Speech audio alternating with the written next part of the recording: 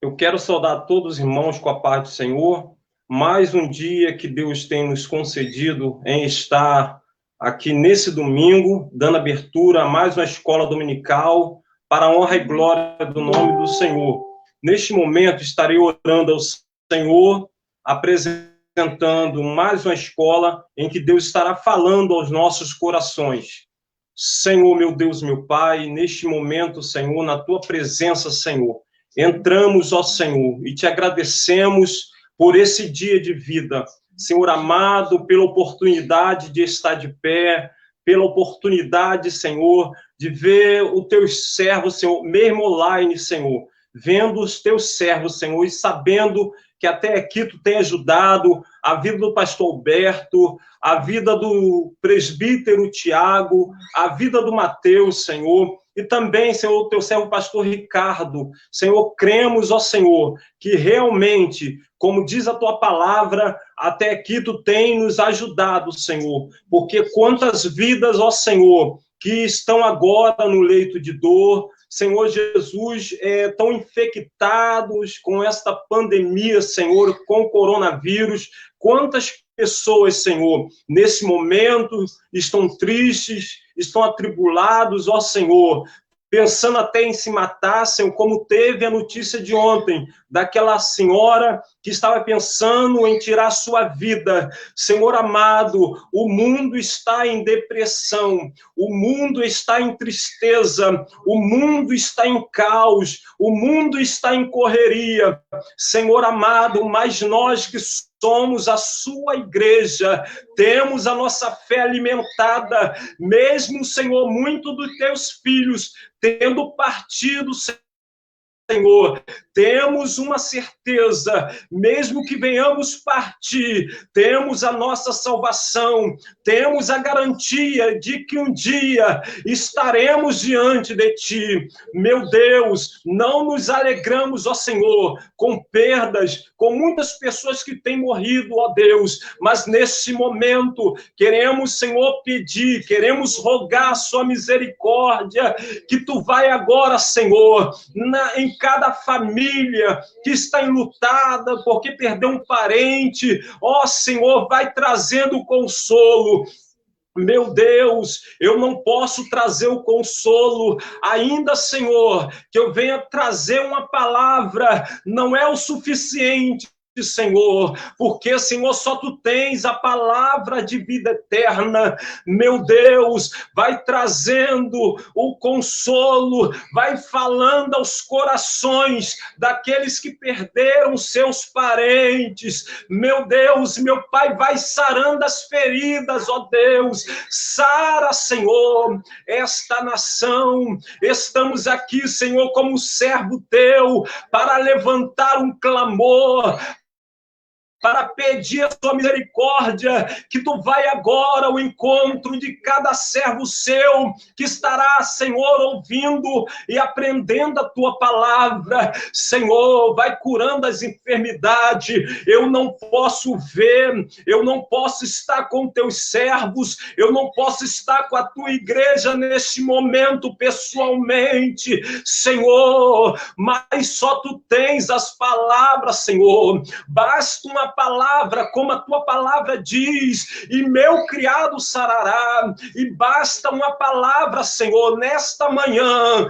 para tu amenizar a dor, para tu amenizar a perda, para tu sarar o coração ferido, angustiado,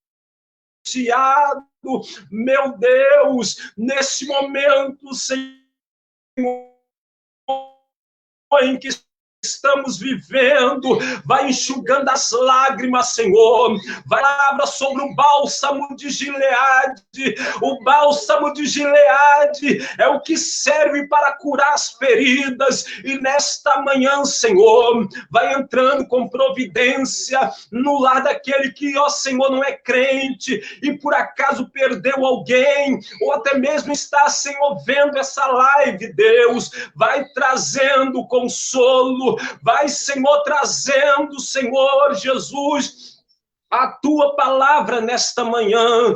Jesus querido, toma, Senhor amado, a tua igreja, que nesta manhã, Senhor, estará ouvindo a tua palavra. Senhor amado, usa o teu servo pastor Alberto como canal de bênção para nossas vidas, porque precisamos ouvir a tua palavra. A tua palavra diz, ó Deus, que nem só de pão viverá o homem, mas de toda a palavra que sai da boca do Senhor. Usa o teu filho, Senhor amado, como canal de bênção, meu Deus e meu Pai, para que nós venhamos sair daqui alimentados. Toma também, Senhor, os professores dos jovens, Senhor. Usa o teu servo Rodrigo, ou seja, o teu servo Renan, Senhor. Toma nas tuas mãos as professoras, ó Senhor. Usa tuas filhas como canal de bênção para cada criança, para cada adolescente. Toma nas tuas mãos, fica conosco, Senhor. Precisamos da tua presença nesta manhã, Senhor. Te pedimos, te agradecemos por tudo, Jesus, em nome de Jesus. Amém, amém, Jesus. Irmãos, creia que Deus, com certeza, está contigo nesse momento, no seu lar, mesmo não estando na casa do Senhor, mas estamos aqui na presença do Senhor. E neste momento estarei adorando ao Senhor para edificação da sua vida nesta manhã. E que Deus venha falar ao seu coração, à sua vida nesse dia. Estou aqui preparando o louvor aqui. Que Deus venha usar mais uma vez o teu servo, o pastor Alberto, que estará sendo canal de bênção para as nossas vidas mais uma vez. Aleluia, glória a Deus. Louvamos o teu nome, Jesus. Aleluias. Louvamos o teu nome nesse dia, Jesus. Tu que é digno de glória, digno de honra, digno de adoração. Aleluias. Tu és o Senhor que és digno de todo louvor. Aleluias. Tá travando aqui um pouco, irmãos? Tá? Eu irei louvar mesmo sem aqui o playback. Eu estou preparando o playback aqui, mas não está dando certo aqui. Quantas vezes quisesse então mudar teu pensar, teu modo de agir, ao sentir que nada adiantou, foi tudo em vão. Ó irmão, eu sei que foi ruim, mas uma coisa eu quero lhe dizer, que Deus te ama assim como tu és, mesmo quando muitos dizem que não há mais solução, teu Senhor estende as suas mãos. Uma vez, outra vez, vai em frente, tente um pouco mais.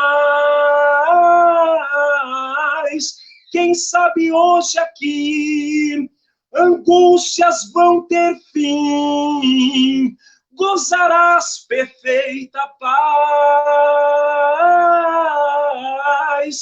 Uma vez, outra vez, vai em frente, tente um pouco mais. Quem sabe hoje aqui angústias vão ter fim, gozarás perfeita paz.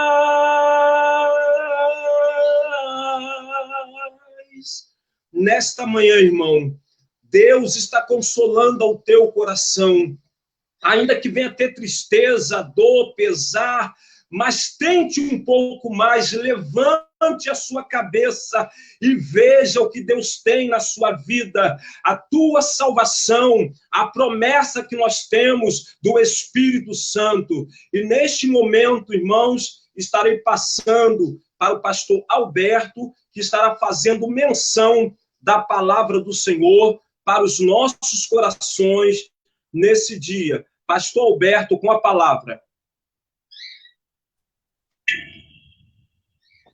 A paz do Senhor para todos os irmãos. Estamos aqui mais uma vez para ministrarmos a aula da Escola Bíblica Dominical, hoje, dia 4 de maio de 2020. E o título da lição desta manhã é Alienação ou Militância Política. Visto que nós estamos nesse estado de pandemia, né, a dificuldade para adquirirmos a revista, então, nosso diretor da Escola Bíblica escolheu alguns temas aí de revistas anteriores. E hoje o tema que nós vamos falar é justamente um tema muito atual, né? Que é alienação ou militância política. Nós vamos fazer a leitura inicial, como falei na aula anterior. O irmão Moisés sempre ora depois do louvor, mas eu gosto também de orar antes de iniciar qualquer tipo de estudo, pregação. Eu me sinto mais à vontade orando também. Então, vamos orar mais uma vez, porque oração nunca é demais. Nosso Deus, nosso Pai, que estamos na Tua presença nesta manhã, Senhor. Ó Pai, para Te render graças, para louvar e bendizer o Teu nome. Te pedimos, ó Pai, que Tu tome o primeiro lugar, que o Teu Espírito Santo, ó Deus, Ele venha me ajudar em tudo aquilo que estudei para que possa transmitir, ó Pai querido, a Tua palavra, Senhor, para o Teu povo, que venha a ser uma palavra do Teu coração para o nosso coração, porque Tu sabes o que é melhor para nós. Pai querido, que Teu Espírito Santo tome o primeiro lugar, seja conosco, Pai, e nos abençoa neste dia, que nós possamos aprender contigo e do Teu Espírito Santo. Assim te oramos e te agradecemos em nome de Jesus. Amém. Amado, vou ler aqui É certo que os irmãos não têm a lição, mas eu tenho que me basear aqui nos tópicos da lição, né? No tema e nos tópicos. Então, vamos ler o texto bíblico básico, que está no livro de Romanos, capítulo 13, versículo de 1 ao 7.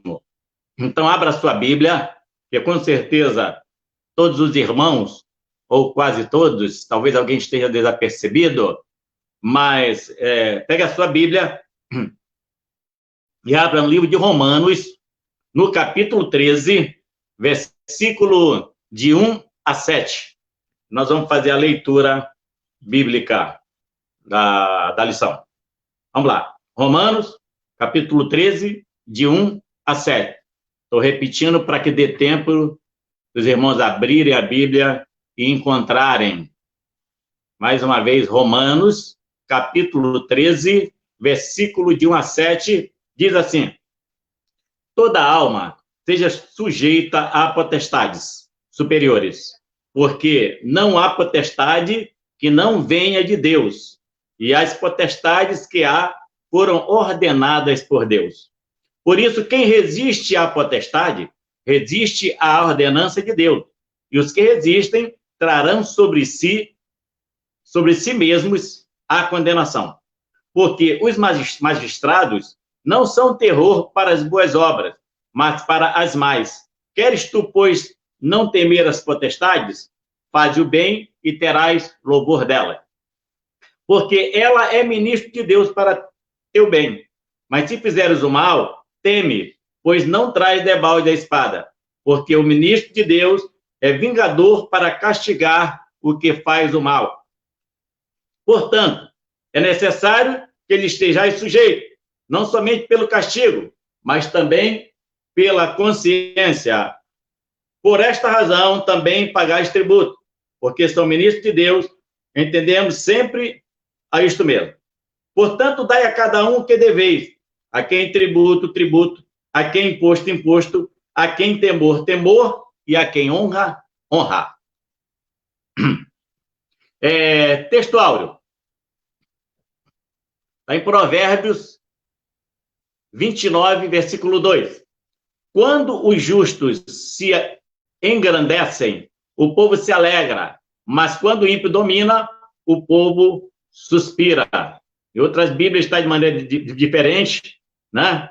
É quando o justo governa, o povo se alegra, mas quando o ímpio domina, o povo suspira. Vamos lá. Objetivo da lição. Ao término do estudo bíblico, o aluno deverá ser capaz de reconhecer as lições históricas e bíblicas que podem ser extra-ideias da interseção fé-política.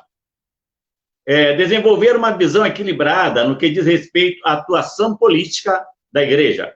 Entender que, antes de cidadãos conscientes e eleitores críticos, devemos ser cristãos atuantes e evangelizadores incansáveis. Vamos à palavra introdutória. Nos últimos 50 anos, em nome da igualdade de direitos, os líderes de nossa nação, nos poderes executivo, legislativo e judiciário, passaram a adotar práticas completamente avessas à cosmovisão cristã, e isso fazendo uso de cargos e recursos públicos. O comentarista colocou aqui, que é o pastor Gesiel Gomes, uma palavra talvez que nem todos tenham entendimento, que é a cosmovisão cristã. Eu gosto sempre que é uma palavra de difícil entendimento, que Jesus era simples e falava de maneira simples para os simples. Mas nos dias atuais, né, muitos comentaristas colocam um pouco do seu conhecimento, palavras mais difíceis, e a função do professor, do pastor, é justamente esclarecer a palavra. Ela não pode ficar oculta aquilo que está querendo dizer, o que está escrito, né? Então, quando ele fala aqui de cosmovisão cristã, ele está falando de uma visão mais ampliada, uma visão, podemos dizer, que seja universal, né? Porque o cosmos, para nós, né, é o nosso sistema. Porém, a nossa visão, ela não vai além daquilo que nós conhecemos ou entendemos. Então, é uma visão universal, né? Ou seja, de um conhecimento ampliado. Então, ele diz que nos últimos 50 anos, em nome da igualdade de direitos, os líderes da nossa nação, nos poderes executivo, legislativo e judiciário, passaram a adotar práticas completamente avessa à cosmovisão cristã, né? Isso fazendo uso de cargos e recursos públicos. Ele quer dizer que, nos dias de hoje, né, se referindo à nossa nação, que é um país democrático, dizendo que a visão dos políticos, a atitude dos políticos está inversa à que seria a visão cristã, a que Deus gostaria, né? O regime que Deus gostaria que nós vivêssemos, ou o regime que consta, né, no nosso sistema de governo, que é a democracia.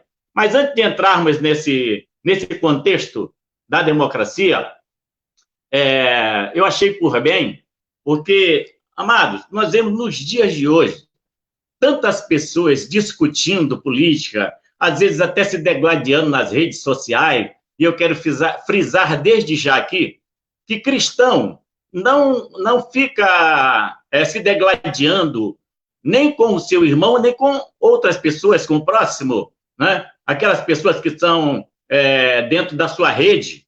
Nós podemos conversar, debater as ideias, mas sem ofensas, sem denegrir a imagem nem dos políticos, nem tampouco também das pessoas, porque cabe a Deus julgar cada um. É lógico que nós conseguimos enxergar muitas das vezes a forma que estão agindo de maneira desordenada, de maneira errada, como foi citado aqui no comentário da lição, comentário inicial, mas a nossa função principal é orar por aqueles que estão agindo de maneira avessa ao que está na Constituição. Então, nós temos que orar. Nós temos as nossas preferências, né? Nós temos a nossa visão. Mas, muitas das vezes, as pessoas discutem sem ter um certo conhecimento sobre o que está falando. Então, eu achei por bem fazer um pequeno estudo aqui sobre sistemas de governo, para que aqueles que ainda não têm entendimento possam entender. Primeiramente, eu quero dizer que nós vivemos sobre o regime teocrático. O que quer dizer regime teocrático? A palavra teocrático, ela vem do grego teo, que teo quer dizer duas palavras gregas, teo e kratos. Né? Teo quer dizer Deus, e kratos quer dizer poder. Ou seja, o regime teocrático, segundo os dicionários, diz o seguinte: as ações políticas, jurídicas, são submetidas no regime teocrático. As ações políticas e jurídicas são submetidas às normas da religião. Né? Ou seja, nós estamos submetidos às normas da nossa religião. Né? Religião quer dizer, vem do latim religio, quer dizer respeito pelo sagrado. Né? Então, a palavra religião vem do latim religio, que quer dizer respeito pelo sagrado. Então, nós estamos no regime teocrático, onde nós respeitamos, né, o sagrado. E religião quer dizer também crença na existência de um poder superior, sobrenatural, do qual depende o destino do ser humano. Nós cremos em nossa religião, no nosso respeito pelo sagrado, e o sagrado para nós é Jeová, o Deus Todo-Poderoso, que criou o céu e a terra e nos criou a sua imagem e semelhança. Nós cremos no seu poder, nós cremos na sua existência e nós obedecemos às normas que regem a nossa religião, que é através da Bíblia Sagrada, onde nós ali conhecemos o poder de Deus e somos regidos por esse poder, pelas suas orientações e pelo seu poder que demonstra a sua palavra. Então, por isso, estamos debaixo de um regime teocrático. Né? Como já disse anteriormente, teocrático é formado de duas palavras, teo, que quer dizer Deus, e kratos, que quer dizer poder. Ou seja, estamos sendo regidos debaixo do poder de Deus. Louvado seja o nome do Senhor. Agora, eu quero dizer também que o cristão, ele tem digamos assim, dois regimes sobre ele. É o teocrático, porque nós somos seres celestiais, né? E também o regime democrático, é o qual nós temos na nossa nação. Então, dependendo, o cristão em qualquer lugar do mundo, ele está sob dois regimes. Ele está sob o regime teocrático, né? Que é o regime sobre a palavra de Deus, sobre o poder de Deus, está sob o regime também do país no qual ele vive, que pode ser o parlamentarismo, pode ser comunismo, pode ser democracia, entre outros. Aqui na Terra, segundo o conhecimento humano, nós temos dois lugares ou países, né, onde se tem o regime teocrático, segundo, né, é descrito nas enciclopédias, no dicionário. Esses dois regimes são, esses dois lugares ou dois países são Vaticano e Irã, né? Onde os chefes do governo estão, onde o Estado e o Poder Judiciário estão submetidos aos seus líderes.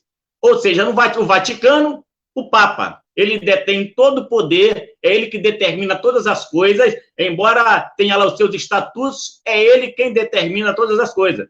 Tudo está subjugado a ele, o poder do Estado e o Poder Judiciário. Assim como também no Irã, os ayatolás são semideuses, né? Digamos assim, porque todo o regime do Estado, tudo é julgado por eles. São eles que dão a última palavra. Então, são regimes teocráticos terrenos.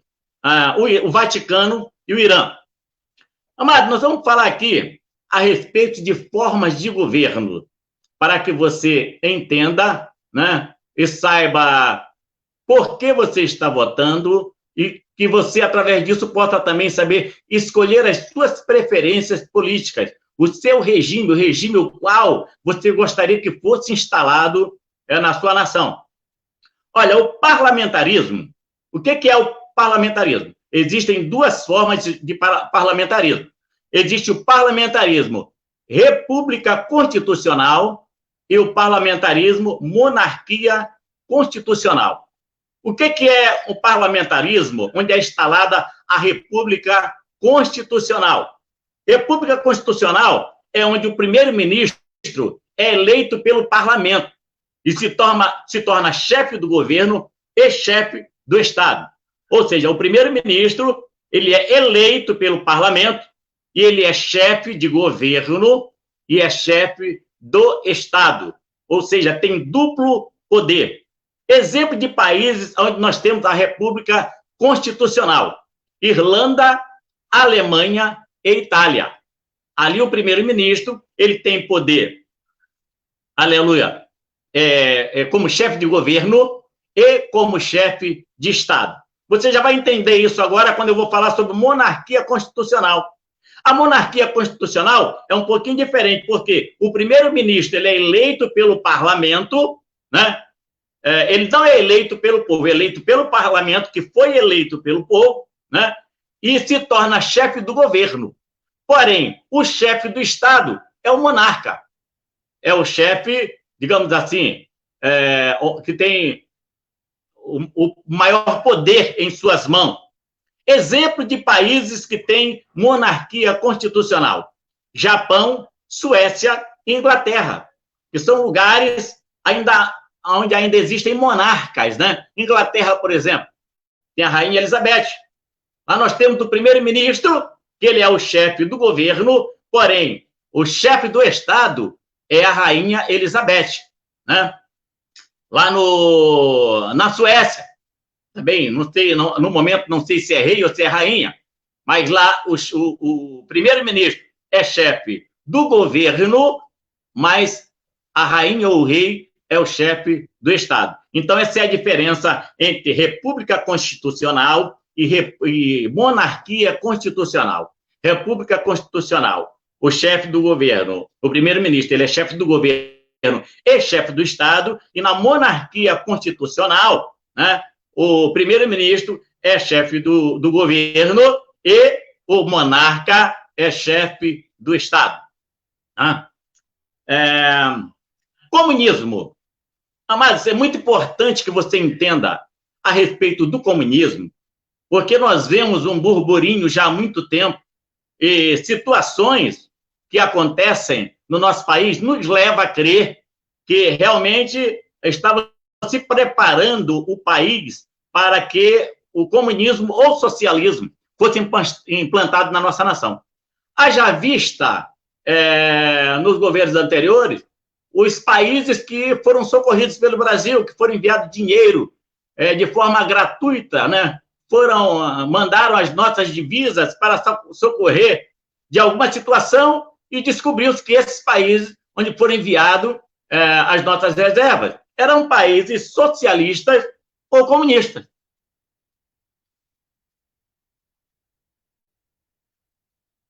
Então, o que é o comunismo?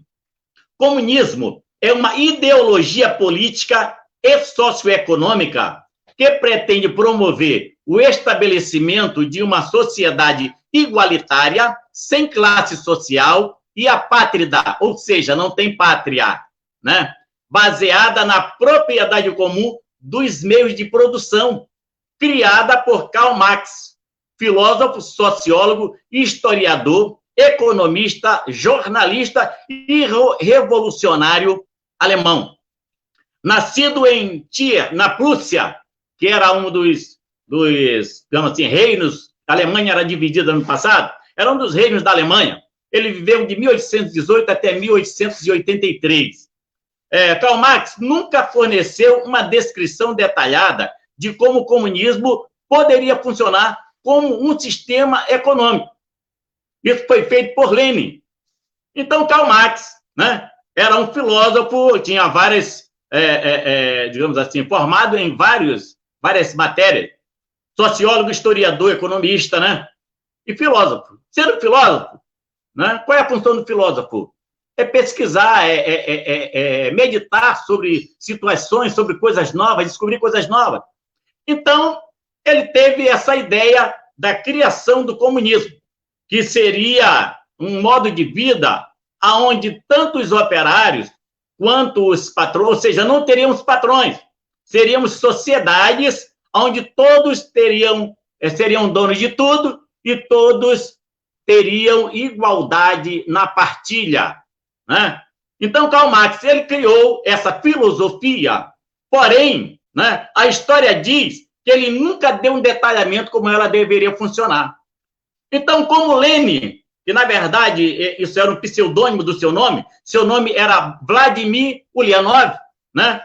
Foi um revolucionário comunista e teórico russo que viveu de 1870 até 1924 e foi chefe do governo russo de 1917 a 1924, ou seja, durante 7 anos. Então, Lenin, ele era admirador de Karl Marx, dos seus escritos, né? Ele se tornou um comunista socialista. E ele implantou isso na Rússia, né? Que a Rússia era também uma monarquia, mas houve uma queda, o povo estava insatisfeito, e ele aproveitou-se daquele momento e criou uma revolução dentro da Rússia, e posteriormente foi levado ao poder pelo seu partido, que era um partido de trabalhadores, né? Que era chamado de bolchevistas ou bolchevique, que quer dizer maioria, e através daquele partido, através da revolução que ele criou dentro da Rússia, ele tomou o poder e implantou o comunismo na Rússia.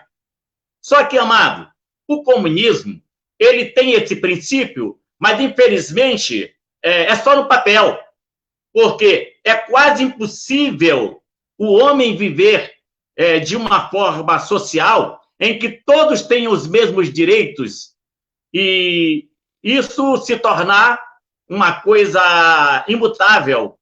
Eu mesmo tenho exemplo, porque eu vim de uma falência de uma empresa que eu trabalhei 18 anos, e ali foi criada uma cooperativa, onde todos tinham direito a todas as coisas, a divisão do lucro, mas aquele local vivia em guerra, porque era um desconfiando do outro, desconfiando do contador, desconfiando do tesoureiro, desconfiando do diretor, os que estavam trabalhando, porque tem que ter a parte produtiva e a parte administrativa. Quem trabalhava na área produtiva desconfiava de quem estava na administração. E os que estavam na produtiva estavam trabalhando para si mesmo.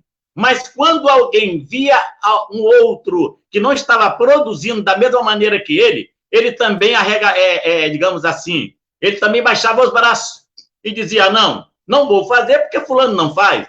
E assim sucessivamente. Então, havia uma guerra constante.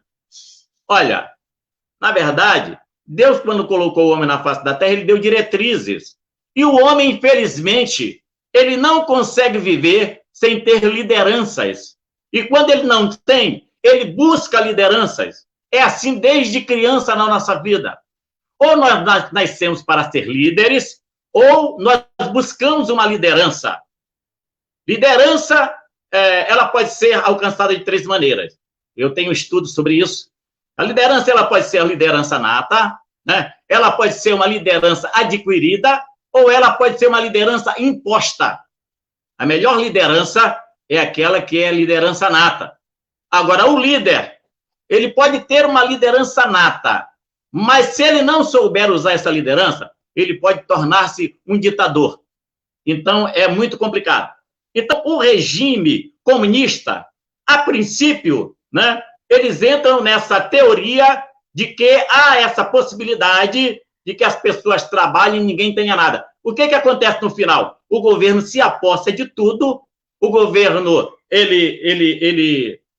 vamos assim, ele toma a sua casa, ele toma os seus bens, você não tem mais direito a nada, tudo é do governo. Ao mesmo tempo que tudo é seu, tudo é do governo. Então, quando o governo se apossa de todas as terras, dos bens materiais, o povo não tem direito a nada. E acaba se tornando uma ditadura, onde quem está no governo tem tudo e quem está embaixo não tem nada. A classe operária não tem nada. Nós temos um grande exemplo aí, Cuba. Quando passa alguma coisa sobre Cuba, só tem coisa velha lá, ônibus velho, carro velho, né?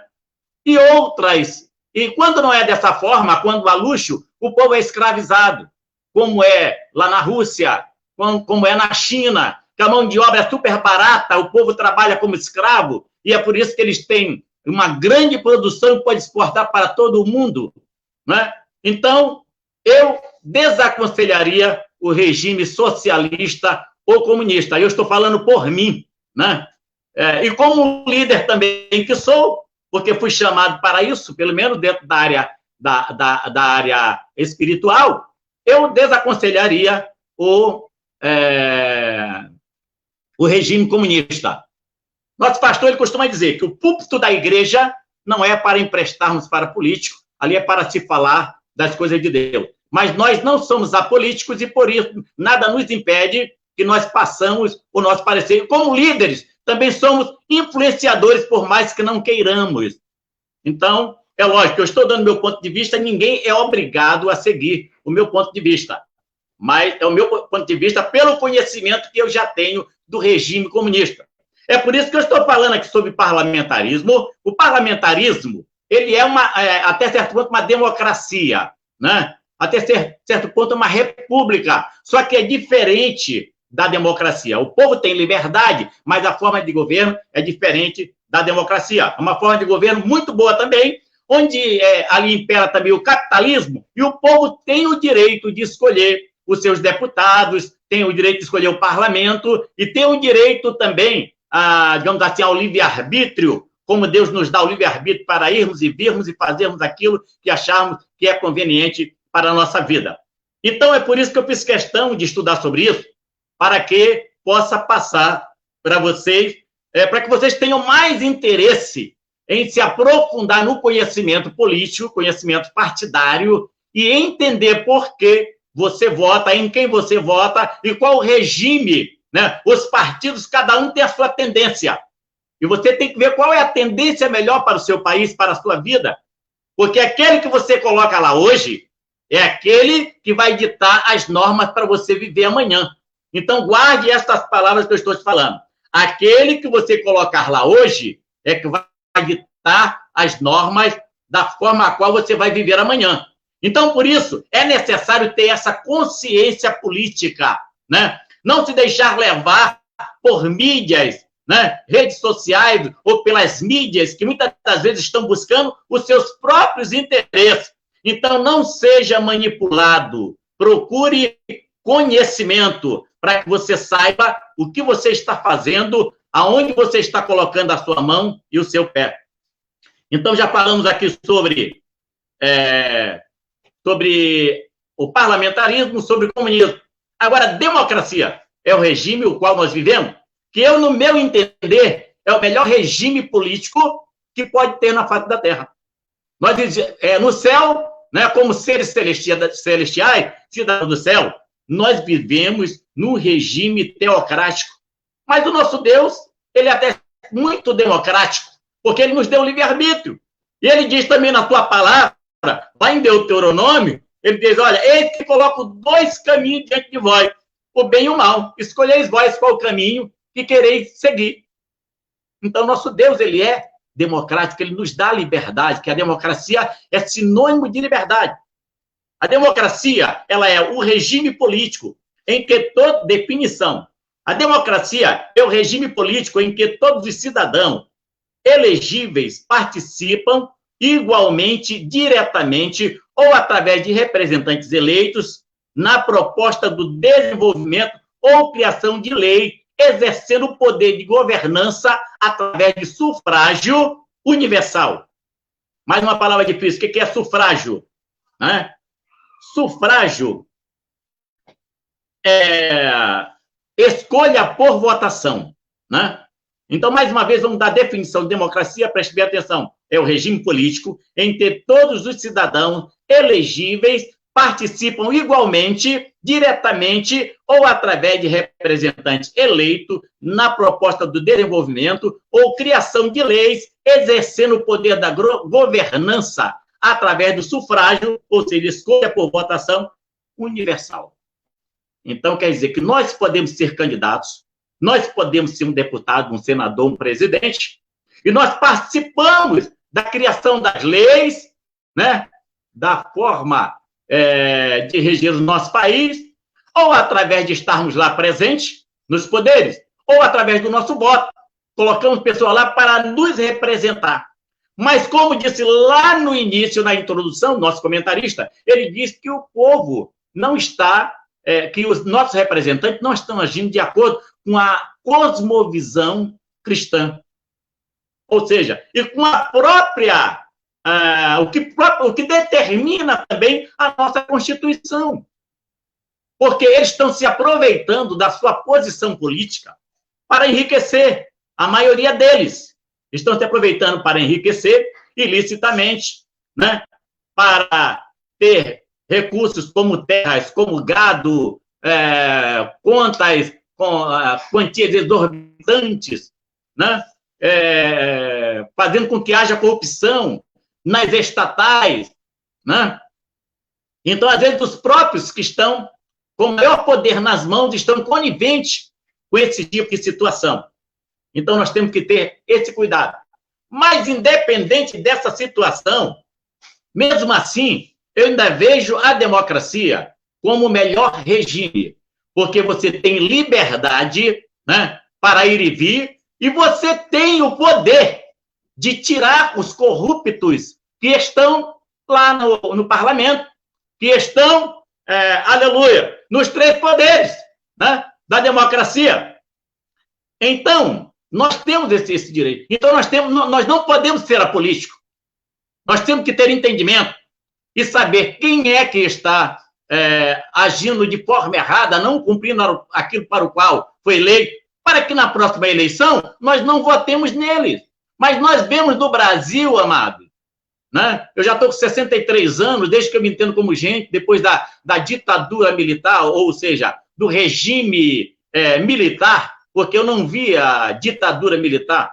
Quando eu me entendi, era um regime militar onde não havia mais aquela opressão, até vivíamos muito bem, porque havia respeito, havia ordem, cantava-se o hino nacional nas escolas, o hino à bandeira, o hino do Estado, e os jovens respeitavam os mais velhos, os filhos respeitavam os pais. Então, quem não pegou o regime militar, eu peguei uma parte e não achei nada de ruim. Era muito melhor do que agora, garanto para vocês, porque eu vivi, né, uma parte. No início, é lógico que houve aquelas prisões, houve muita morte, mas, normalmente, aquele mesmo político que foram exilados e se chegaram como pessoas boazinhas, né, que foram injustiçados, esses mesmos quase acabaram com a nação e estão querendo acabar com a nação. Então, nós temos que ter essa preocupação.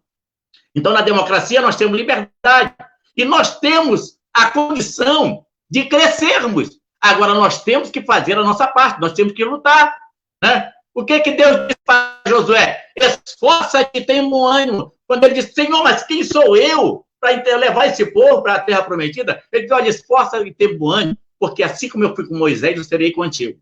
Quando nós fazemos a nossa parte, quando nós nos esforçamos, o Senhor é conosco. Amém? Então, não vamos ficar de braços cruzados. Eu vou até falar para quem não sabe, a maioria das pessoas que estão me assistindo já sabem, me tornei funcionário público, né, aos 54 anos de idade. Eu determinei que ia ser funcionário público, fiz a minha parte e Deus fez a dele. Então, irmão, querer às vezes é poder.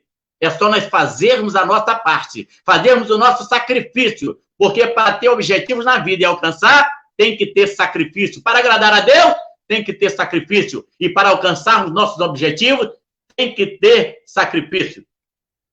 Amado, a etimologia da palavra democracia, eu gosto muito da etimologia da palavra, né?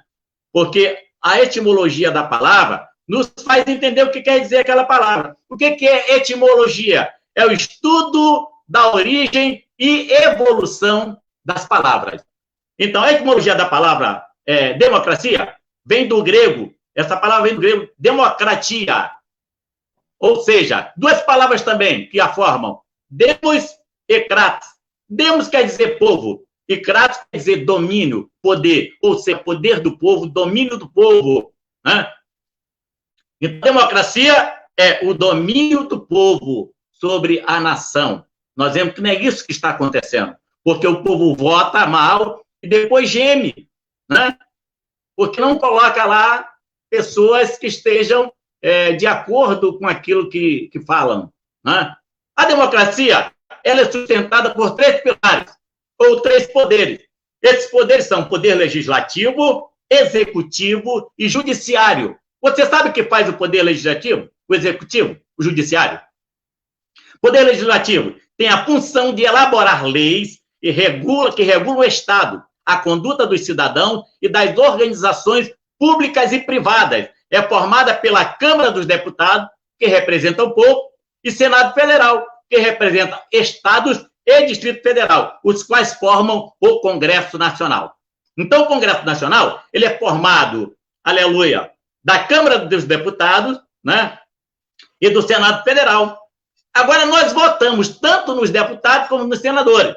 Quando nós votamos nos deputados, nós estamos votando para que ele nos represente, né, nos municípios, nos estados, né, perante a nação, né, ou perante os poderes superiores.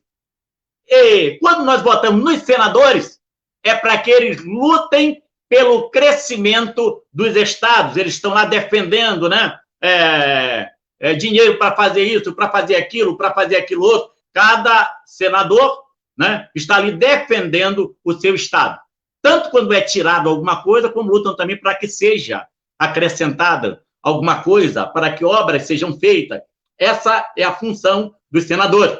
Além de que votarem, dar o seu parecer e votarem determinadas leis também. Né? Vamos lá. O Congresso Nacional, o que faz? Verifica a aplicação dos recursos públicos de acordo com a lei, com auxílio do Tribunal de Contas. Então, o Tribunal de Contas, ele faz levantamento, né, das atuações dos prefeitos, dos governadores, da presidência da República, né? E o Congresso Nacional, o Senado, aliás, o Congresso Nacional, tanto a Câmara quanto o Senado, eles debatem esses assuntos, eles criam lei, eles verificam, são fiscalizadores dos estados, municípios e do governo federal.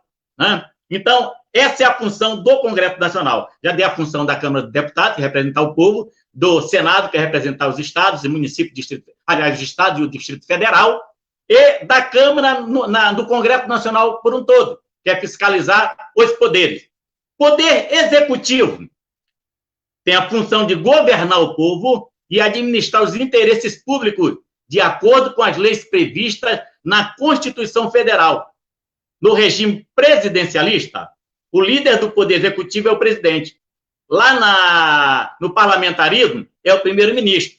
Mas no regime, na democracia, é regime presidencialista, onde o presidente é o chefe do Poder Executivo, né? O poder maior dentro da nação, só mais ou menos equiparado ao Poder Judiciário.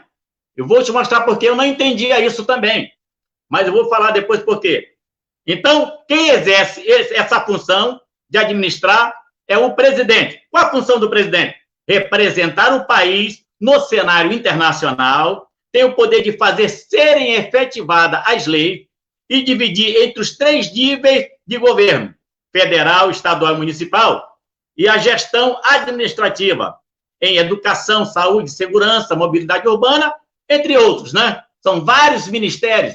Às vezes o presidente assume, ele diminui uma quantidade de ministério para enxugar a máquina, né? Diminuir os gastos, e chega outro e aumenta a quantidade de ministério porque acha necessário para administrar melhor. Cada um tem a sua visão. Então, essa é a função do presidente da República, representar o país no cenário internacional, fazer ser efetivadas as leis, tem lei que vai lá para ser sancionada pelo presidente.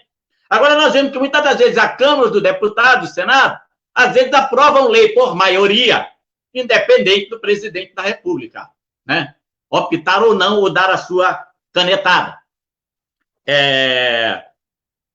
Poder Judiciário. O Poder Judiciário, ele é formado por ministros, desembargadores, promotores de justiça e juízes. Olha, ministros, desembargadores, promotores de justiça e juízes, que têm a obrigação de julgar as ações ou situações que não se enquadram com as leis criadas pelo Poder Legislativo. ou seja, a Câmara dos Deputados, e aprovada pelo Poder Executivo, ou com as regras da Constituição. Ele investiga, apura, julga, pune para defender o povo. Será que é isso mesmo, irmão? Defender o povo? Né? Aí eu não entendia por que um juiz dá uma canetada e ele faz o que quer. Toma uma decisão unilateral, porque ele faz parte do Poder Judiciário. Mas eu acho totalmente errado, do meu ponto de vista agora. Um juiz dá qualquer, digamos assim, tipo de ordem judicial sozinho, unilateral. Isso é muito perigoso. Eu, na minha visão, teria que ter, dentro de todo estado, todo município, assim como na federação, deveria haver, assim como tem o STF, deveria haver uma ação conjunta. Ninguém deveria dar uma canetada sozinho, a não ser o presidente.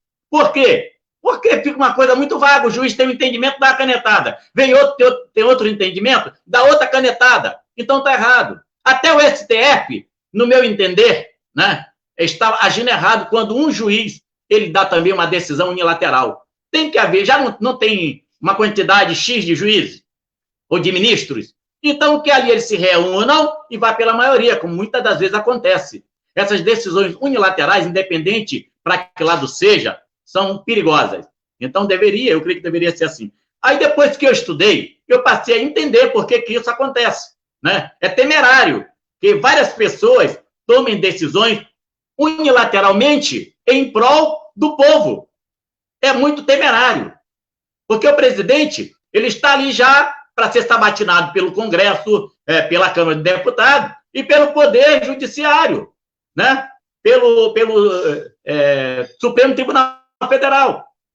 Agora, por que essas pessoas que fazem parte do Judiciário podem tomar decisões unilaterais? Eu vejo isso muito perigoso. São coisas da democracia que precisam ser analisadas e mudadas. E nós podemos promover essa mudança, até através de uma petição, né? Um abaixo-assinado, para que haja essas mudanças, porque nós, como povo, nós temos esse direito e nós temos esse poder também, ok? Então, já falamos aqui sobre poder judiciário, poder executivo, legislativo, judiciário. Agora vamos falar sobre o tema da lição: política e religião se misturam? Vamos lá. Assim, é necessário e legítimo e eficaz o envolvimento do cristão na política. Política e religião se misturam sem prejuízo para uma das partes? Aliás, são duas perguntas. É necessário, legítimo e eficaz o envolvimento do cristão na política? Política e religião se misturam sem prejuízo de uma das partes? Antes de respondermos positivamente ou negativamente a esta questão, passamos uma breve excursão na história a fim de avaliarmos de que modo Jesus e a igreja responderam ao sistema político do seu tempo. Então, isso aqui fica para responder no final. Louvado seja o nome do Senhor. No tópico 1, diz assim, o tema é a política nos tempos de Jesus. Poucos cristãos ocidentais experimentaram a opressão econômica e jurídica que os romanos impunham aos judeus nos tempos de Jesus. Os compatriotas do Mestre não tinham os direitos civis na Palestina. Eram tratados como uma minoria desfavorecida que não podia apelar contra a injustiça. E Jesus mantinha a perfeita perspectiva do Pai sobre essas questões, mesmo vivendo em uma sociedade pagã e corrupta. Não significa dizer, de forma alguma, que o Filho de Deus era desprovido de preocupação em relação ao que era bom e justo para o povo, que ele não se importava com a dificuldade da gente. Os evangelhos registram sua grande empatia e compaixão pelos pecadores, de forma tangível e prática. Jesus curou milhares de pessoas acometidas pelos mais diversos tipos de doenças e aflições. Mas não podemos nos esquecer, as necessidades sociais não eram as prioridades do ministério de Cristo.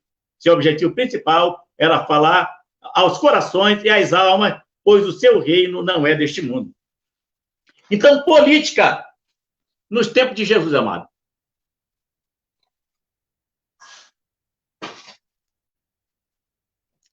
No tempo de Jesus,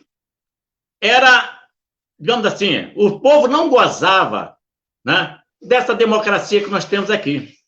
Havia vários regimes, digamos assim, estava do regime romano, né, do imperialismo, mas também havia uma certa, até certo ponto, uma democracia que não era bem exercida, né, porque a Judéia, naquele tempo, era regida por governadores, né? Primeiro foi ali Herodes, foi enviado Herodes primeiro, depois ele dividiu o reino antes de morrer entre seus filhos, que era Arquelau, Filipe e Herodes Antipas, né? Jesus nasceu no reinado de Herodes, no governo de Herodes I, mas quando Jesus veio a falecer, foi para a cruz do Calvário, já estava sob o governo de Pôncio Pilatos, que depois dos filhos de Herodes, acabou o regime de governo.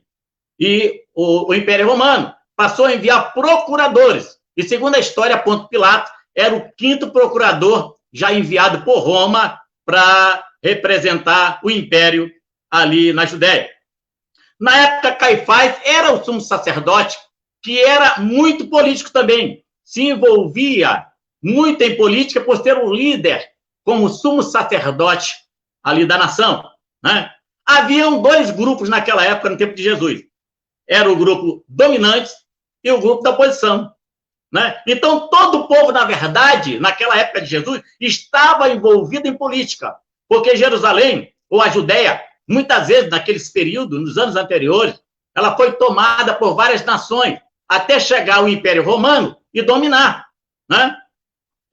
Então, havia uma luta para a libertação ali da Judéia. E, naquele tempo, haviam 2 grupos, os dominantes, que eram formados por saduceus da Judéia, que não criam na ressurreição, só no Pentateuco, né? E os herodianos da Galileia, que eram simpatizantes de Herodes, porque Herodes havia construído a cidade de Tiberíades para agradar o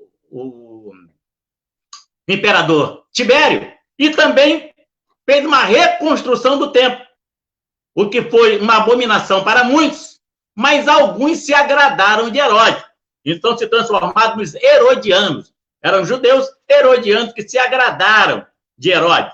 Então, os saduceus, né, e os herodianos formavam um grupo dominante, enquanto que a oposição era formada pelos fariseus, que eram doutores da lei, né, e formavam o partido do povo.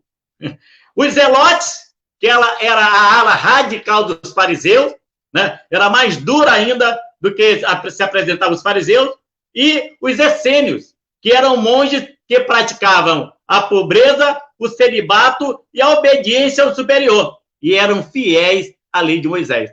Ou seja, todo o povo era político, se envolvia em político por causa dessa guerra constante, essa sede de liberdade, né? Que eles buscavam um libertador. Só que o libertador que veio não foi aquele que empunhou uma arma, uma espada, um escudo. Ele veio para libertar os corações.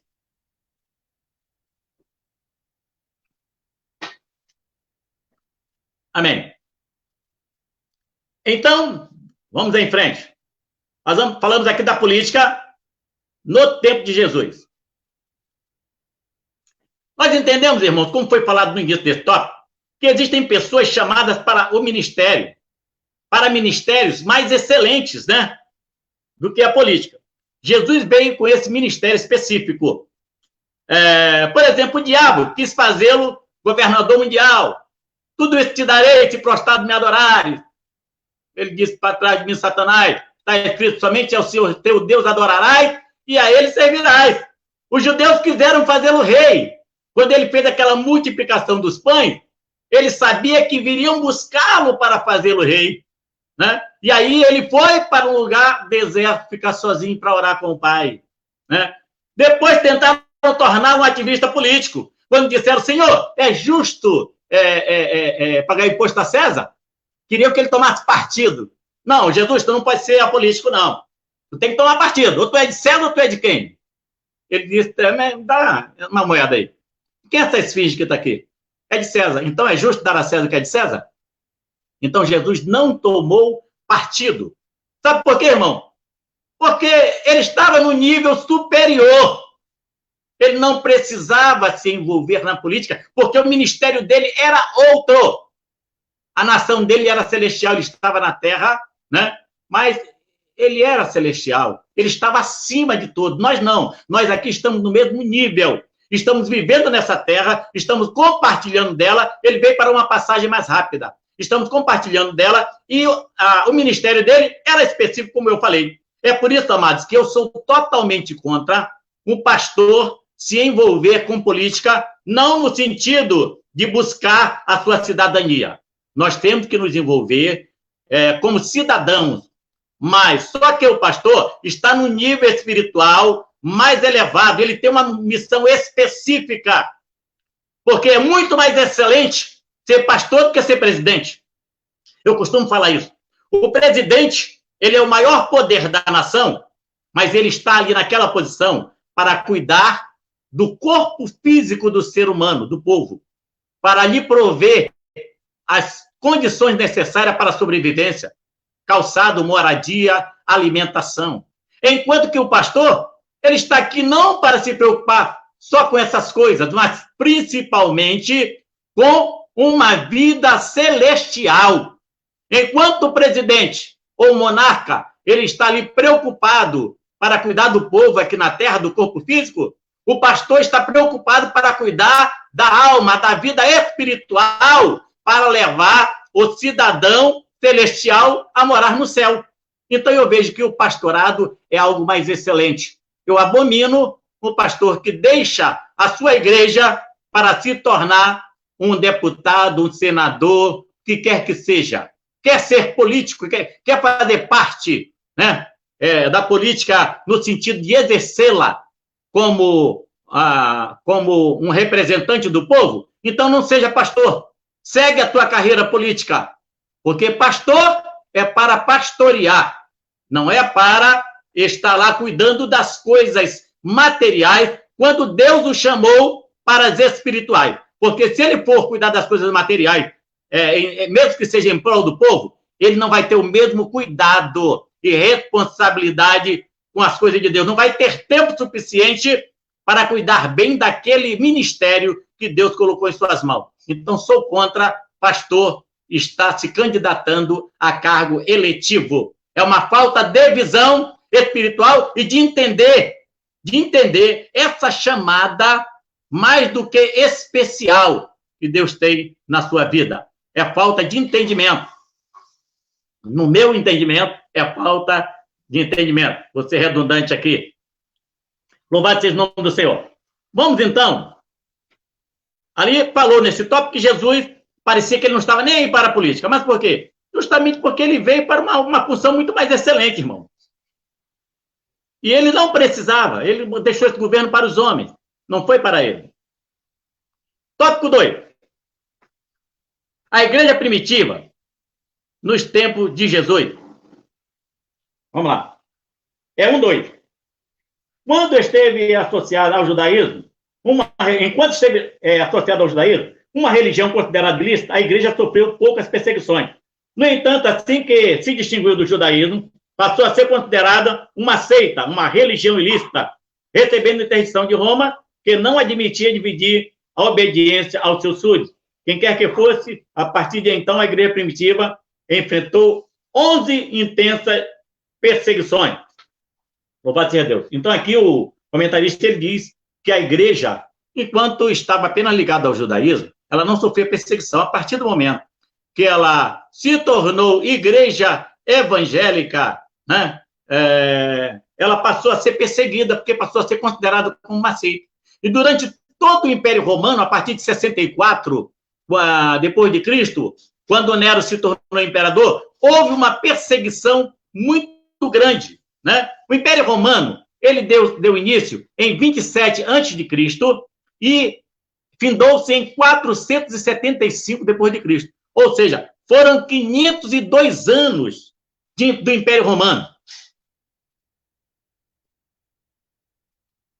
E quando findou-se o Império Romano, em 475 depois de Cristo, foi o fim, também deu-se o fim da Idade Média, né?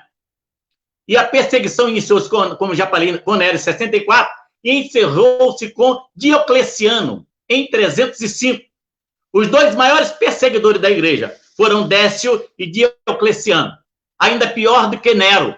Você acha que Nero, ele foi terrível, né? Porque a Bíblia diz que ele incendiou Roma, ele queimava os corpos dos crentes, né? Nas estradas, ficava as cruzes, e ali queimava os corpos dos crentes.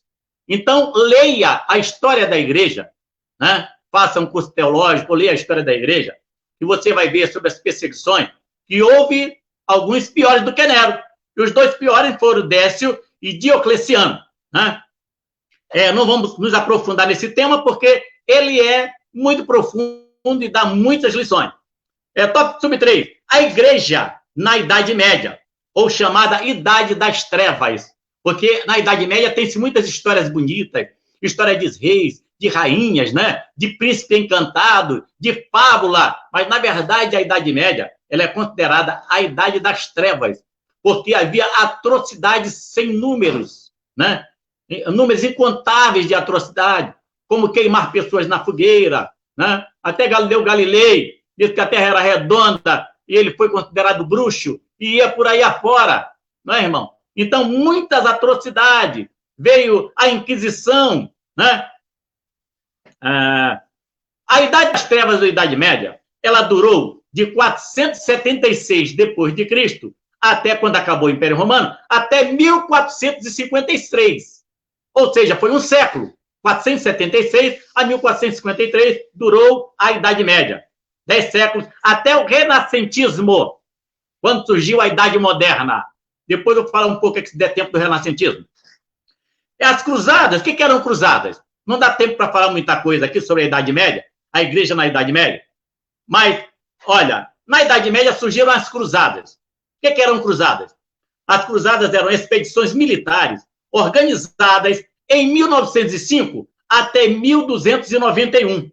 O Papa Urbano II, durante o Concílio Eclesiástico de Clermont, na França, convocou as potências cristãs europeias com o objetivo de combater o islamismo na Terra Santa e reconquistar Jerusalém e outros lugares sagrados onde Jesus havia passado, que estavam sendo destruídos pelos islâmicos. Os islâmicos tomaram a Turquia, tomaram posteriormente, né? Os islâmicos eles tomaram, né, também a Judéia, implantaram ali o islamismo, fizeram a mesquita, e eles estavam destruindo tudo aquilo que era considerado sagrado pela igreja, que até agora, que no momento era chamada de Igreja Católica Apostólica Romana.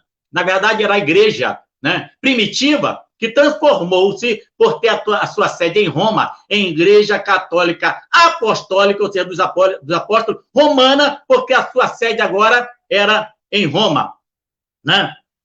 No entanto, essas cruzadas, foram 8 cruzadas, 2 delas não lograram êxito no seu objetivo. A quarta cruzada, por exemplo, invadiu, desviou do seu objetivo para atacar os cristãos ortodoxos que viviam em Constantinopla e que não reconheciam a autoridade do Papa. Então, as cruzadas, essa quarta cruzada, ela foi a Constantinopla para destruir os cristãos ortodoxos que mantinham a base da igreja primitiva e não aceitavam o Papa, né, como o maioral da igreja, porque o maioral da igreja para nós, irmão, é Jesus Cristo, né? Ele é o dono da igreja, ele é o cabeça da igreja. Então, as cruzadas foi esse intento. Mas, na verdade, faziam muitas atrocidades. E os cristãos que moravam lá em Constantinopla, que hoje é Istambul, né? Capital da Turquia. Na verdade, capital é Ankara, mas é uma capital, digamos assim, ela é considerada, mas a verdadeira capital é Ankara. Então, esses cristãos eles foram massacrados por essa quarta expedição, né, das cruzadas. E por que eram chamadas de cruzadas? Porque havia uma cruz naquelas vestes dos soldados. Todos eles tinham uma cruz na frente e outra atrás, né? E, na verdade, esses soldados, eles iam com todo o empenho, com toda a boa vontade, praticar essa cruzada, né? Praticar essas ordenanças que vinha da igreja, do Papa, porque era dito a eles que quem cumprisse com louvor aquele intento, aquilo para o qual foi enviado, os seus pecados eram perdoados, irmão. Olha que coisa tremenda. É por isso que eles matavam em nome da igreja. A Quinta Cruzada também não chegou ao seu destino. Eu não vou entrar nesse mérito agora, porque o tempo está correndo e falta pouco tempo para nós encerrarmos. As ações da igreja empreendidas na Idade Moderna. Nós já falamos da igreja na Idade Antiga, na Idade Média, demos uma pincelada aqui, e agora na Idade Moderna. Ações políticas empreendidas pela igreja na Idade Moderna. A igreja se tornou poderosa na Idade Moderna, né? Pois a igreja dominava os reis, né, no regime feudal. O que era o regime feudal? Porque na Idade Média, na Idade Moderna, se instalou o regime feudal, né? O regime político e econômico, onde os reis distribuíam terras, que eram chamadas de feudo, aos nobres em troca de apoio militar. Nesse período, os papas tinham pleno poder sobre os reis. Fato é que, depois eu vou aqui, mas por que foram criados os feudos? Porque depois que o Império Romano se desfez, começou a haver invasão de bárbaros, né, na Europa, para todos os lados. E a igreja, preocupada com isso, o Papa preocupado com isso, o povo começou a fugir da cidade para o campo, então criou-se o regime feudal. O Papa, ele dava terra, que a igreja era dona de muitas terras, né? A igreja dava terra para aquele cidadão, ele se tornava o senhor feudal, em troca, né, aquele cidadão, que muitas das vezes, sem ter conhecimento, recebia o título de bispo, né, de cardeal, sem ter nenhum, aliás, de bispo e outros mais inferiores, né? Porque se tornava um senhor feudal. E aí a igreja foi perdendo o seu rumo. Voltando. Então, nesse período, os papas tinham pleno poder sobre os reis. Fato é que o Papa Clemente VI excomungou o rei Henrique VIII da Inglaterra, em 1533, por divorciar-se sem sua autorização de Catarina de Aragão, e passou a ser chefe supremo da igreja inglesa, fundando a igreja anglicana, que posteriormente adotou a doutrina teológica da predestinação, desenvolvida por João Calvino. Amado, eu até vi a história de Isabel de Castela, que era também rainha de Aragão. Aragão, posteriormente, se tornou, junto com outras cidades ao seu redor, se tornou a Espanha. Então, esse rei, Henrique VIII, ele só teve uma filha, vários morreram, só uma sobreviveu, com a Catarina de Aragão, chamada Maria. Maria. Mas ele queria um filho homem para que o substituísse no trono. Como não teve, ele pediu autorização ao Papa para se divorciar, para casar com uma outra mulher, para que tivesse um filho homem para o substituir. E o Papa não concedeu. E ele mesmo foi quem ajudou esse Papa a se eleger. Então, por causa disso, ele se divorciou por conta própria, o Papa o excomungou. E ele, chateado com isso, ele disse, agora o maioral da igreja inglesa sou eu.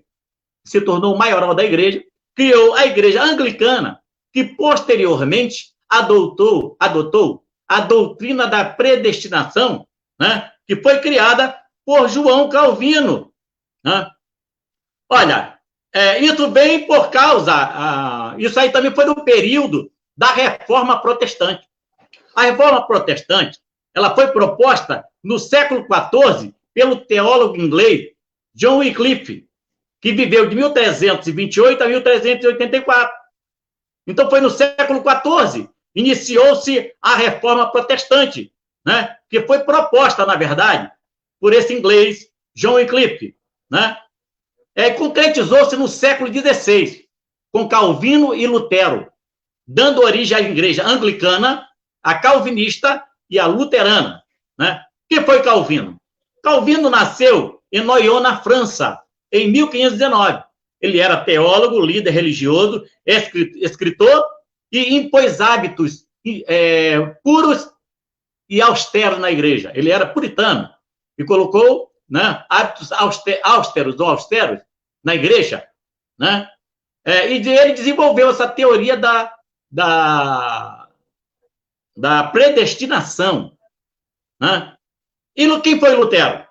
Na verdade, muito mais evidente para nós e para o mundo.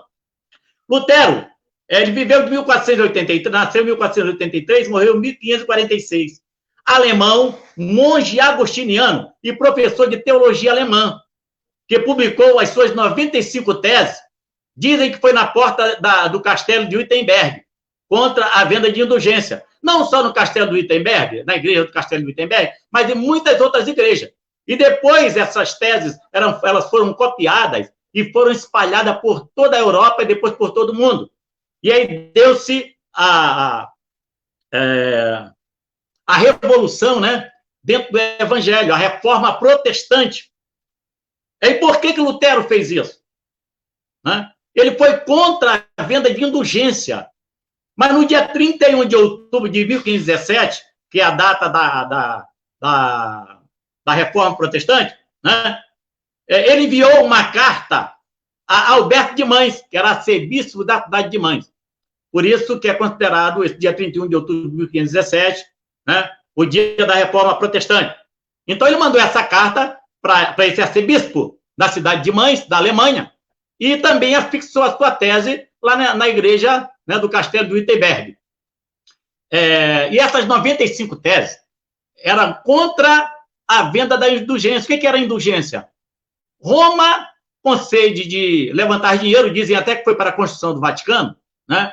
Ela fez uma bula papal, o Papa fez uma bula chamada bula papal, chamada de indulgência, aonde a pessoa que comprasse essa bula, escrevesse ali o seu nome, os seus pecados eram apagados, né? Seus pecados eram perdoados. E Lutero entendeu que pecado não é perdoado dessa forma, tem que haver arrependimento, né? Tem que haver conscientização, e muitas outras teses ele escreveu. Então, foram 95 teses, né?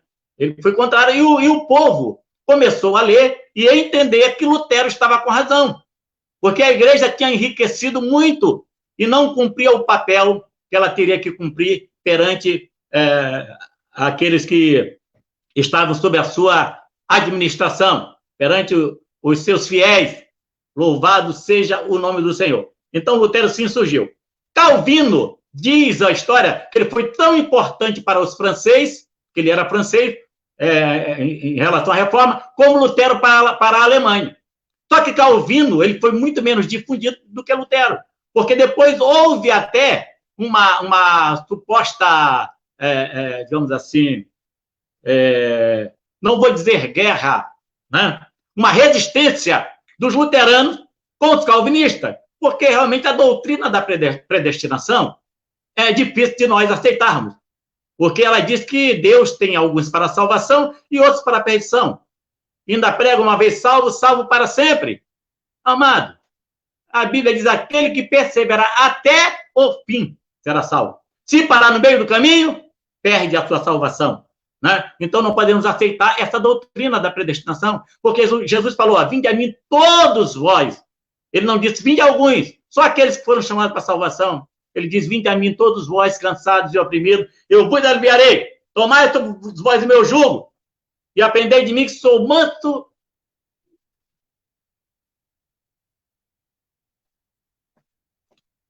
e aprendei de mim, né? Meu jugo é suave, meu fardo é leve. Então, amado, saiu aqui apagou um pouco aqui, escureceu a minha tela. Eu toquei aqui para que voltasse. Então, amado, vamos parar por aqui, vamos falar agora do apolitismo ou ativismo corporativista, porque o tempo já está passando. Apolitismo ou ativismo corporativista. Nesse tópico aqui, nós entendemos o seguinte, que não podemos ser apolíticos, nem tampouco sermos políticos defensores dos nossos próprios interesses. Porque esse é o tipo da lição, né?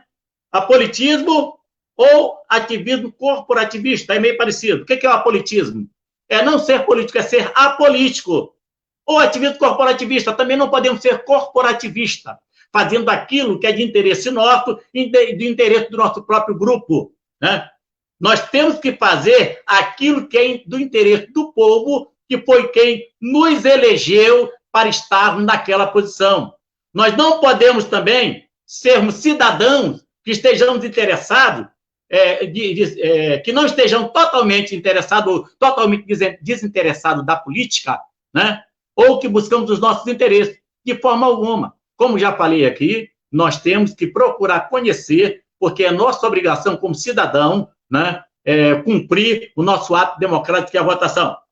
No tópico 2, no subtópico 2.1, fala sobre o posicionamento ideal do cristão. Qual é o posicionamento ideal do cristão? O cristão não pode ser apolítico, pois a palavra de Deus nos ensina a orientar e a fazer o bem, cuidar dos necessitados, órfãos e viúvas, pagar tributo, obedecer às autoridades e orar por elas. Então, a palavra de Deus ela já nos dá a diretriz em relação ao nosso posicionamento político. Tópico 2.2. E as escrituras dizem o que as escrituras dizem sobre a participação do crente na gestão pública.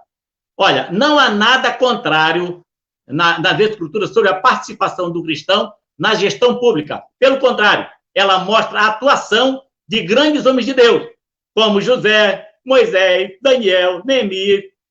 Então, amado, não há nada que impeça a participação do cristão na política, tanto como cidadão votando, como também como sendo candidato. Somente a única situação em que eu vejo que o cristão ele tem uma certa restrição é quando ele é chamado para ser pastor. Porque pastor é uma posição mais excelente. Se ele é pastor, ele não pode ser um deputado, um vereador, um senador, um presidente da República. Eu não vejo isso, porque a chamada de pastor é muito mais excelente. E Deus quer o nosso tempo integral para estarmos cuidando das coisas espirituais. Amém? Para encerrarmos, irmão, porque já são 10h22, vê se até 10h30 que nós encerramos. Eu falei que ia falar um pouquinho sobre o renascentismo. O renascentismo, ele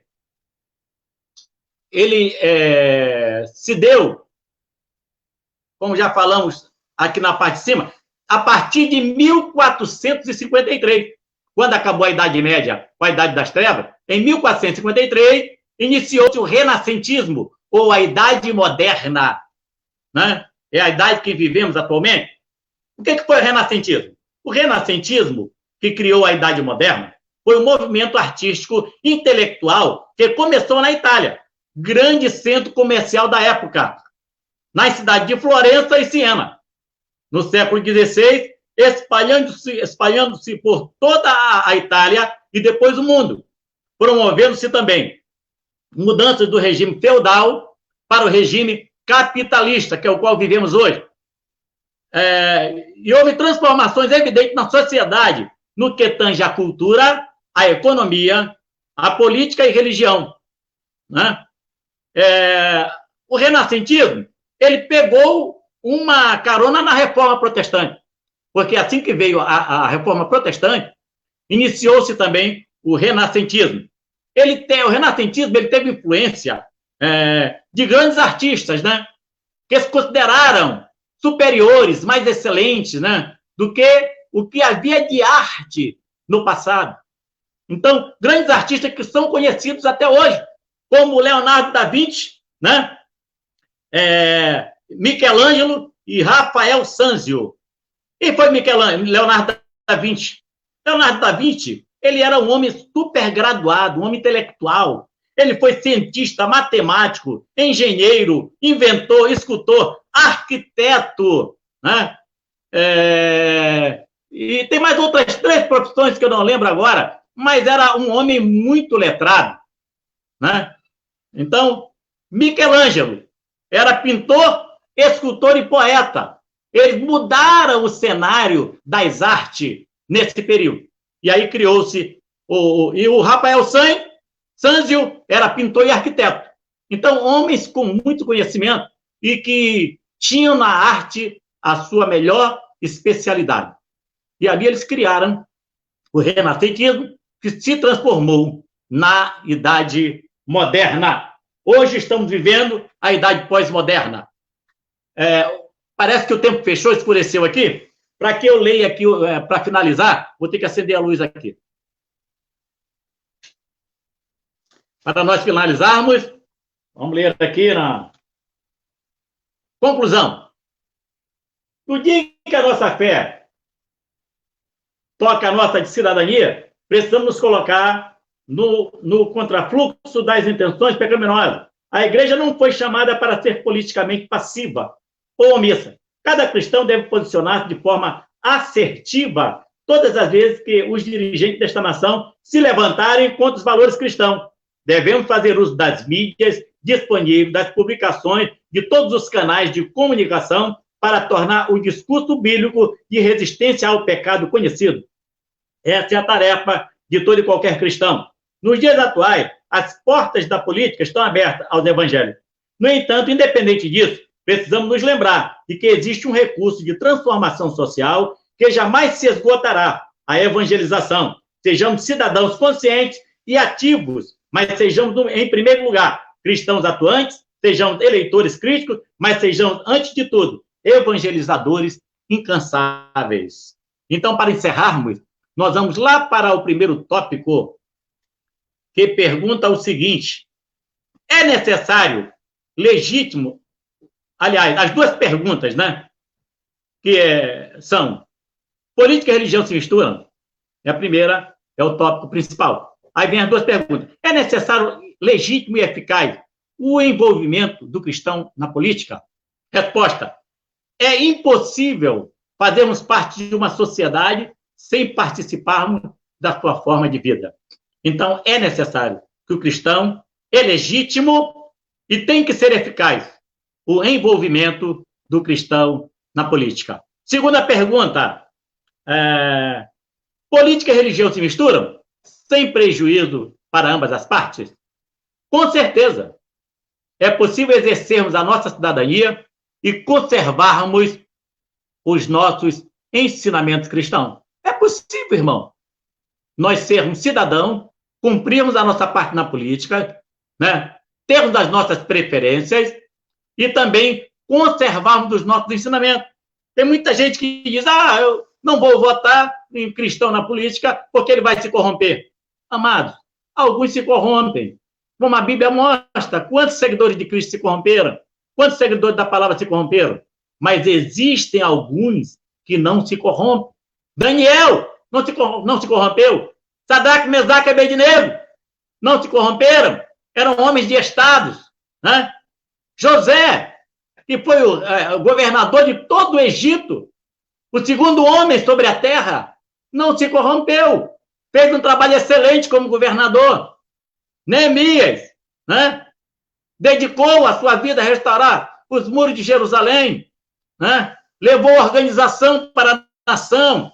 Então, é necessário o cristão na política, principalmente porque nós sabemos que ali dentro, né? Ali onde se fazem as leis, na Assembleia Legislativa, há muitos que estão trabalhando de forma tal que nós não tenhamos liberdade para exercer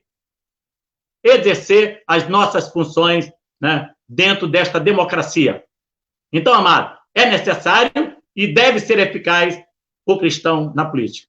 Até aqui nos ajudou o Senhor. Eu espero que essa aula tenha sido produtiva para você. Eu tenho ela aqui no meu computador. Se você quiser uma cópia, posteriormente, me mande o seu e-mail, né? Depois, de alguma forma, entre em contato comigo, eu posso te mandar por e-mail ou de uma outra forma, ok? Porque eu creio e espero que tenha sido de grande benefício para a sua vida. Muito obrigado. Agradeço mais uma vez ao nosso amado pastor Ricardo, que nos dá essa oportunidade, ou esse privilégio de ministrar essa aula. É o nosso diretor da Escola Bíblica, Tiago, presbítero Tiago, ao qual eu passo agora a direção. Um grande abraço a todos.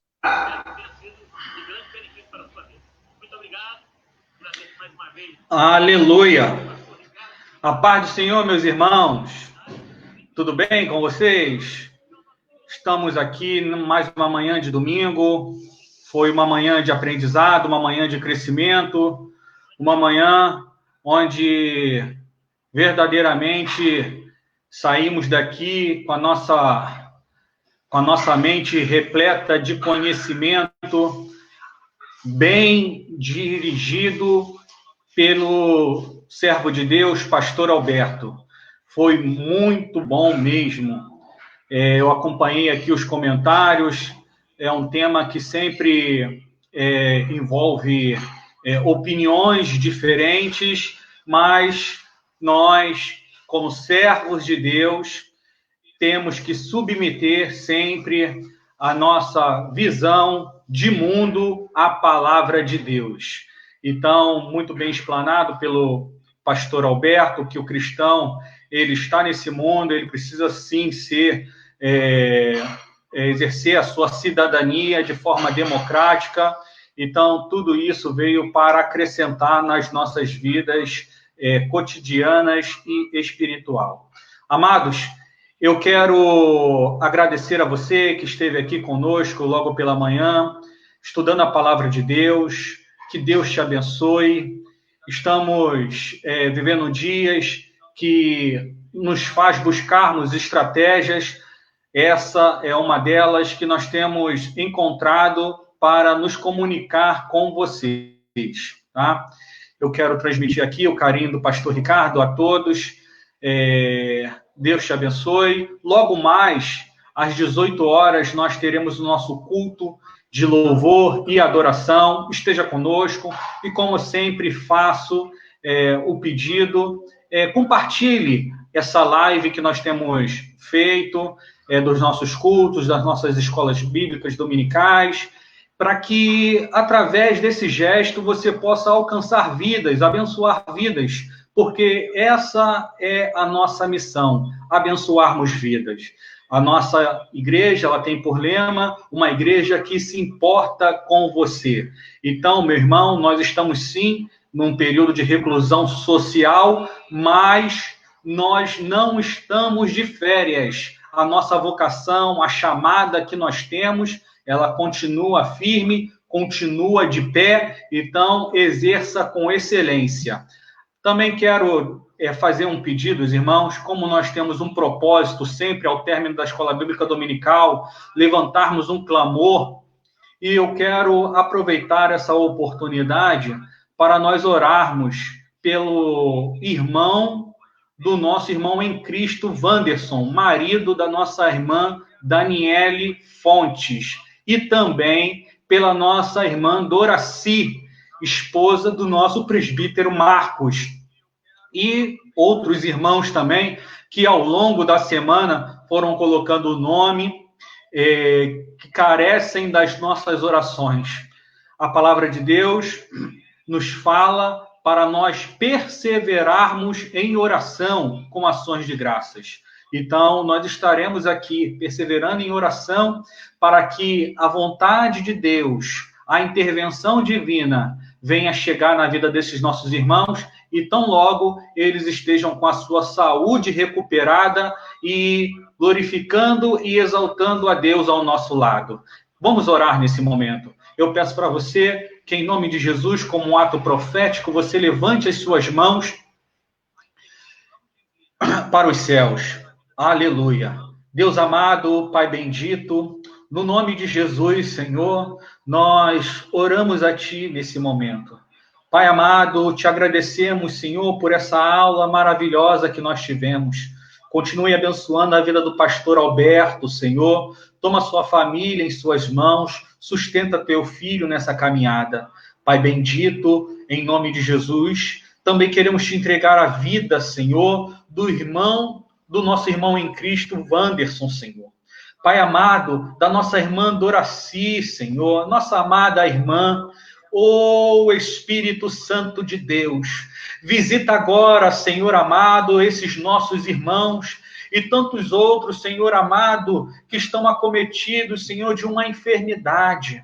Deus, toca agora na vida deles, Senhor. Tu és poderoso, meu Pai. Tu tens todo o poder em suas mãos. Por isso, Senhor, toca na vida dos nossos irmãos, Senhor, a fim de que um milagre da cura aconteça em suas vidas, Senhor. Deus amado, nós oramos pela restauração plena, Senhor, da saúde dos nossos irmãos. Visita agora, meu Pai amado, em nome de Jesus, que essa enfermidade seja repreendida, ela caia por terra agora, pelo poder que há no nome de Jesus. Deus amado, santo e bendito, também queremos te entregar, Senhor amado, o teu povo, Senhor. Pai amado, o Senhor conhece a necessidade do seu povo. Por isso eu quero te pedir, Senhor amado, também esta manhã, que toda tristeza venha a ser substituída pela alegria do Senhor, porque está escrito na tua palavra que a alegria do Senhor é a nossa força. Pai amado, dá fortaleza aos nossos irmãos. Senhor amado, visita, Senhor, aqueles que estão dispersos, Senhor amado. Senhor amado, estão agindo de forma imprudente, meu Pai, nesses tempos difíceis, Senhor. Ah, Deus amado, toca agora na vida desses nossos irmãos, Senhor. Em nome de Jesus, meu Pai, que eles venham ter a conscientização, assim como aquele jovem, Senhor amado, que saiu da casa do Pai e foi para longe, Senhor amado, gastar, Senhor amado, a fortuna do Pai, Senhor, em dissensão, Senhor amado, na boemia. Oh, Deus amado, teve ali uma conscientização, Senhor amado, da necessidade de estar junto ao Pai. Que assim também seja, Senhor amado, na vida desses nossos irmãos. Espírito Santo de Deus, tu és aquele que convence o homem do pecado, da justiça e do juízo. Toca agora, Senhor, toca agora, a fim de que nós possamos sempre escolher o melhor caminho, que é o caminho da santidade. Em nome de Jesus, ajuda-nos, Senhor amado, nesta manhã. Abençoamos cada lar conectado aqui conosco, Senhor, no teu nome, que eles recebam, Senhor amado, da tua parte, a tua bênção. Nós fazemos essa oração no nome de Jesus, aquele que vive e que reina para sempre. Amém. Graças a Deus. Aleluia. Louvado seja o nome do Senhor. Estenda suas mãos. Vamos receber a bênção do Senhor. Que a graça de nosso Senhor e Salvador Jesus Cristo, o amor de Deus, o Pai, e a consolação do Espírito Santo de Deus estejam com todos os fiéis que aguardam a vinda do Senhor, não só hoje, mas para todo sempre. Que toda a igreja diga amém, graças a Deus. Ó, quão bom e quão suave é que os irmãos vivam em união. Um beijo no seu coração, meu irmão. Deus te abençoe. Até logo mais às 18 horas. Aleluia.